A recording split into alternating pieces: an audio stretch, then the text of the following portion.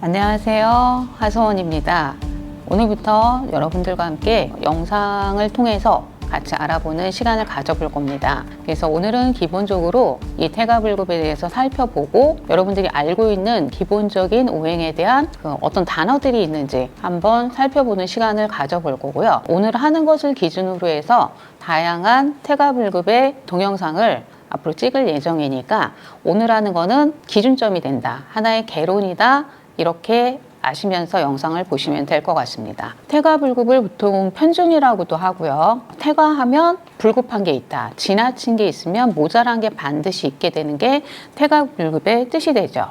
이런 것들을 기준점을 잡으셔야 돼요. 태가한 걸로 볼 건지 아니면 불급한 걸로 볼 건지 이러한 기준점을 먼저 잡으시면서 태가불급을 하셔야지 내가 무엇을 지금 잘못 보지 않고 그런 것들이 있으실 거예요. 태가한데 나는 그런 현상이 없어 이런 분들이 있으시거든요. 근데 그런 것들이 기준점에 의해서 그분들이 어떤 것을 사용하고 계시는지 아시면은 당연히 그럴 수 있는 부분이기 때문에 그거에 대해서 오늘 기준점을 명확히 좀 알려드리려고 합니다. 첫 번째 태가불급의 기준점을 이해하실 때 무거운 건 밑으로 떨어지고 가벼운 건 위로 올라가 있는 게 이치잖아요. 그리고 물도 적은 것이 많은 쪽으로 움직이게 되어 있죠. 한쪽으로 쏠림 현상에 의해서 그쪽에 의한 성향이라든지 이런 게 드러나게 되어 있잖아요. 근데 아셔야 될 것이 불급한 것이 이 태가한 것을 쫓아가지 않는 현상이 일어나는 경우가 있어요. 그렇게 되는 경우가 이제 불급한 것들이 내 사주에 필요한 용이거나 용신일 때는 태가한 쪽으로 가지 않습니다. 그래서 그럴 때는 불급한 거에 대해서 통변을 하시는 게 마땅하기 때문에 오늘 여기서 태가불급은 무조건 태가 한쪽으로만 통변하는 게 아니구나를 아시면 됩니다. 그리고 또 많더라도 절대로 움직이지 않는 것들이 또한 있습니다. 그런 것들도 어떻게 해결을 해야 되거든요. 이런 기준점을 아시면서 태가불급을 하셔야지 올바른 태가불급에 대한 사용법을 아시게 되는 겁니다. 기준점이 가장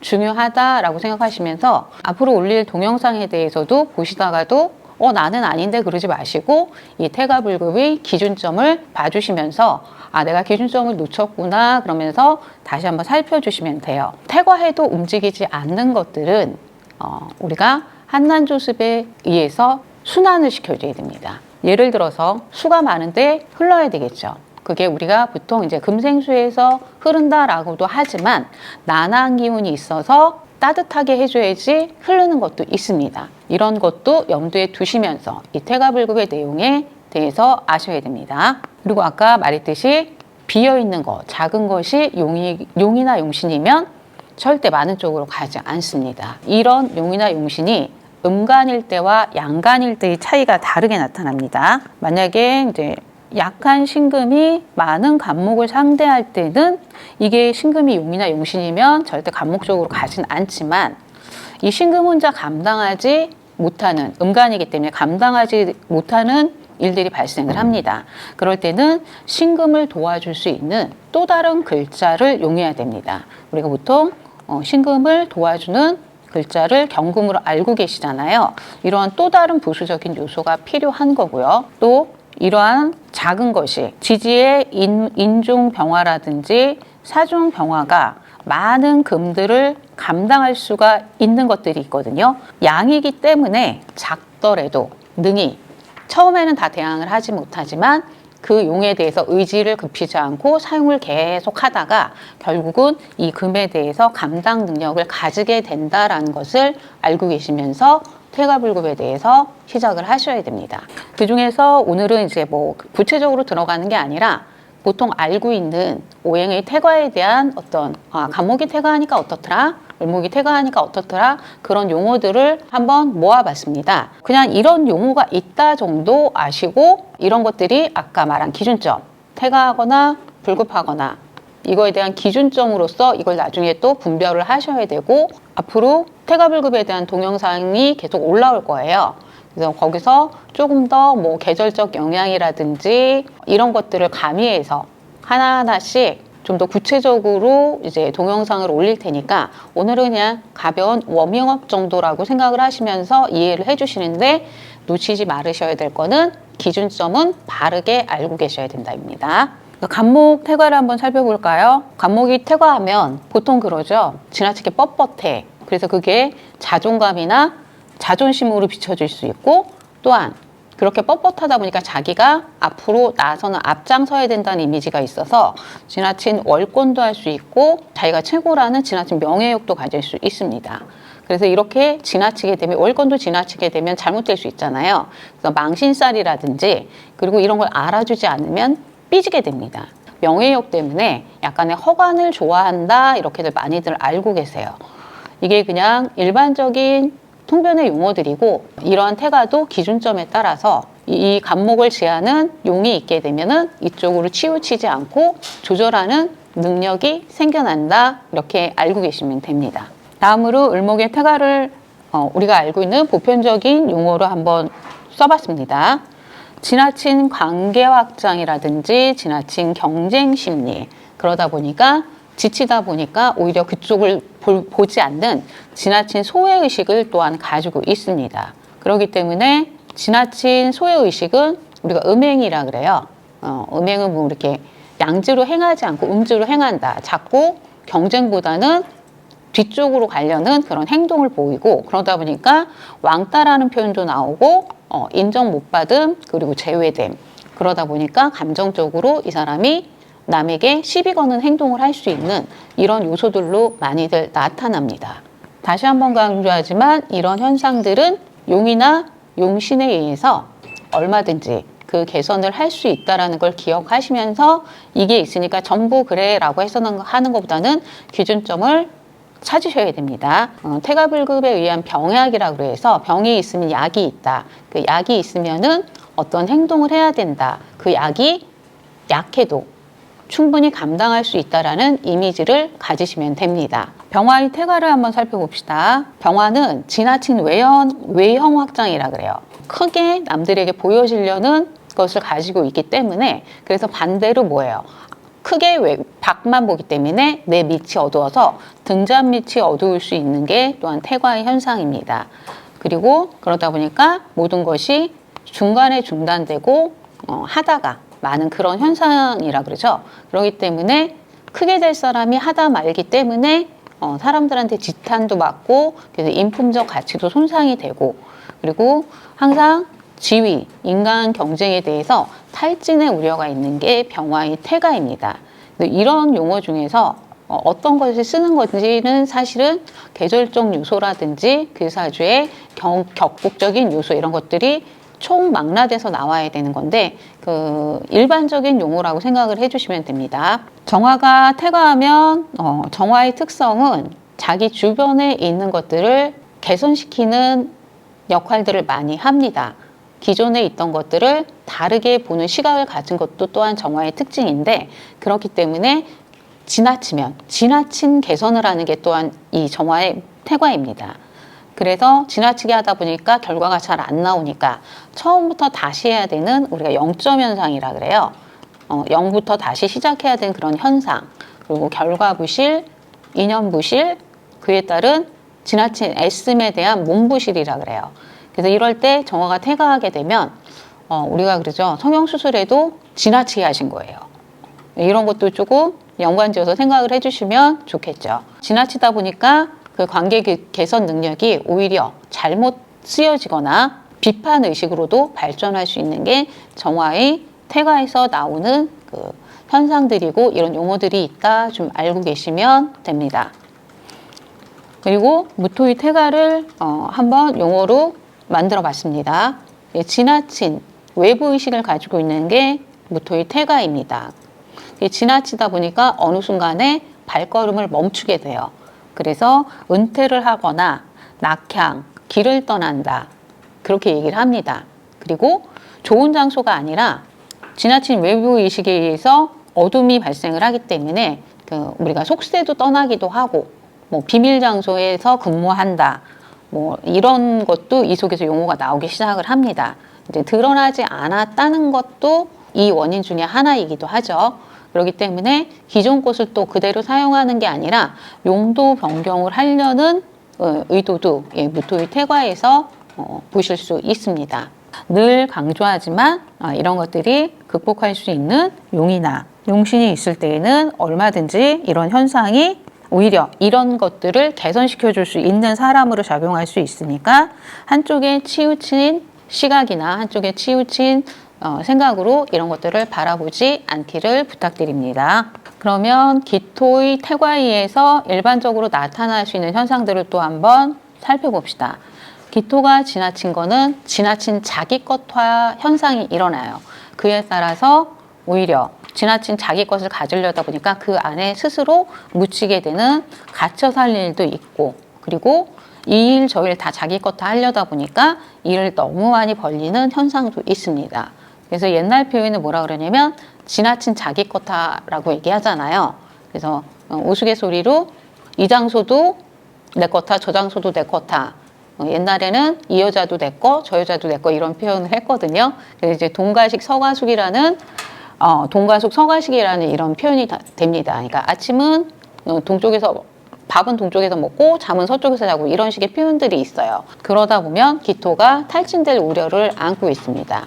아무것도 자기 것화할 수 없는 그런 현상이 일어날 수 있는 게 기토의 태과라고 보시면 됩니다. 그리고 경금의 태과를 살펴봅시다. 경금이 지나치게 되면 약간의 강제적이고 독선적이고 이런 현상이 나타나는데 이런 것들이 지나친 결과주의 때문에 일어날 수 있습니다.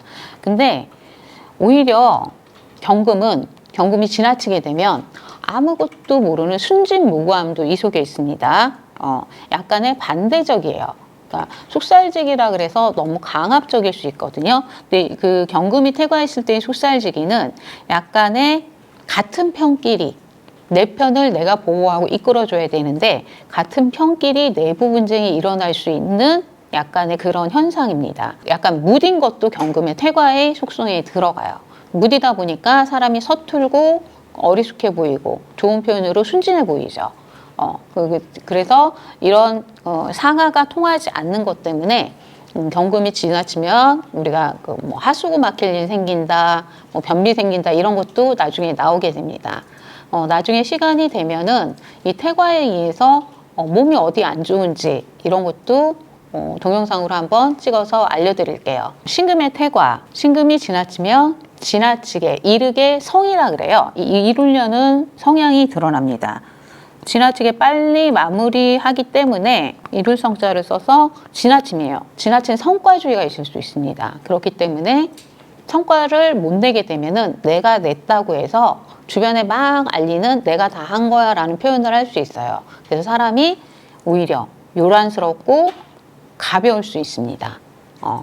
그리고 신금이 지나치게 되면 우리가 물이 고이지 않는다 그래서 척박하다 라는 표현을 해요. 그래서 머리가 오히려 좋지 않고 물이 고이지 않기 때문에 물이 다 빠져나가기 때문에 맑은 정신이 사라져서 공부를 잘 집중해서 못하는 약간의 산만 현상도 신금 태과에서 찾아보실 수 있습니다.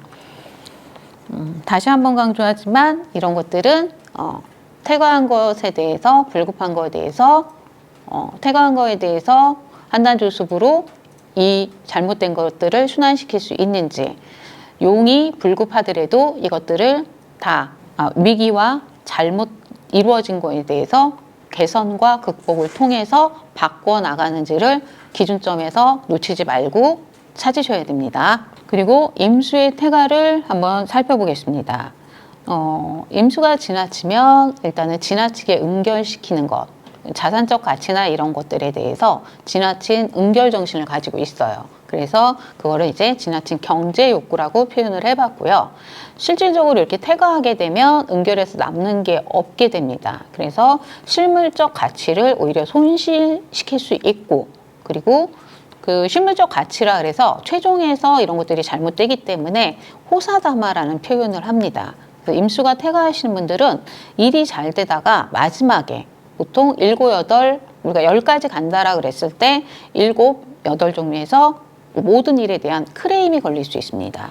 그리고 그러다 보니까 나중에 황폐화 현상까지도 일어나는 게 임수의 태과에 들어가게 됩니다. 마지막으로 개수의 태과를 한번 살펴보겠습니다. 개수가 지나치면 우리가 이제 보통 알고 있는 것들이 뭐 음습에서 출발하고 이런 것들이 있는데 나중에 상대성으로도 보셔야 돼요. 을목이 있는 개수는 음습도 되겠지만 냉해도 나중에 용어가 나옵니다. 그만 순행이 되지 않더라도 을목이 있는 개수는 항상 조그만 추위에도 얼을 수 있다라는 이미지를 가지시면 나중에 이걸 이해하는 데 도움이 되실 겁니다. 그래서 개수는 지나치게 되면 개수 자체가 뭐를 강조해요? 도덕과 자비, 자애, 뭐 인품 이런 것들을 강조하는데 이런 것들이 지나친 거예요. 그래서 지나친 윤리의식이라든지 지나친 감성주의로 빠질 수 있습니다. 그래서 주변에서 살펴보시면 개수가 퇴가하게 되면 보통 지나친 윤리의식 때문에 상대에 대해서 윤리적이지 못한 시각에 대해서 이렇게 비평가적 눈을 굉장히 많이 가지고 있고 오히려 본인은 그렇지 못한 행동을 할 우려가 있습니다. 참 아이러니한 상반된 시각을 가지고 있는 게 개수의 퇴가입니다. 자기 자신에 대해서 처지를 비관하거나 외로움을 느끼거나 오히려 퇴가 때문에 혼자 있게 되면 오히려 소리를 지를 수 있는 이런 시끄러움도 발생시킬 수 있고 이런 것들이 오래 쌓이다 보면 대인관계에 대한 공포증 그리고 일에 대해서는 검증, 기피증 이런 것들이 일어납니다. 적극적이지 않고 말하는 것들이 약간 그 비판의식이 있기 때문에 나중에는 그 부모 후원자들한테 도움에 대한 문제도 발생을 하고요. 그러다 보니까 자기가 어떤 인생을 살아가야 될지에 대한 목표의 막연함도 나오기 시작을 합니다. 어느 사람을 상대하더라도 진실성이 없어 보여요. 근데 그런 것들이 스스로에 대한 진실성이 약간은 결여됐기 때문에 올 수 있는 현상이라고 생각하시면 되고요. 그러다 보니까 정도 좀 한쪽으로 치우치고 계획도 남들이 봤을 때 비논리적이거나 너무 지나친 감성주의 계획을 세울 수도 있고 모든 것들을 실천하기 이전에 우리가 탁상공론이라 그래서 이론화로만 끝날 실천하지 않고 이론화로만 끝날 우려가 많은 게 개수의 퇴가입니다. 근데 이런 것들을 극복할 수 있는 용이나 용신이 있으면은 얼마든지 이런 것들을 개선시켜주고 이런 것들을 개선시켜 본 사람으로 인한 그런 것들이 경험과 경력, 노하우가 돼서 그런 것들을 발전시키는 선구자나 선도자로서의 역할 그리고 크게 더 발전하면 이거에 대한 직업적 전문가로도 평가받을 수 있습니다. 그러니까 꼭 퇴과불급이 나쁜 게 아니라 이런 것들을 극복하고 개선하게 되면 그런 것들의 전문성으로 나타날 수 있는데 그렇기 때문에 퇴과불급 무조건 나쁜 건 아닙니다. 그거에 대한 기준점을 명확히 알고 활용하시는 그런 지혜의 안목을 가지셔야 이런 것들을 잘 응용하시고 상담을 하시거나 공부를 하실 때도 훨씬 나은 깊이 있는 상담, 깊이 있는 공부가 되실 수 있습니다. 앞으로 계속해서 기본적인 거, 오늘 한 거는 중요한 게 뭐 이렇게 오행 퇴과의 용어보다는 기본적인 개론, 기준점을 명확히 아시면서 앞으로의 퇴과불급 같이 동영상을 통해서 알아보는 시간을 자주자주 갖도록 하겠습니다. 다음에 또 다른 퇴과불급 이런 걸로 한번 찾아뵙겠습니다. 감사합니다.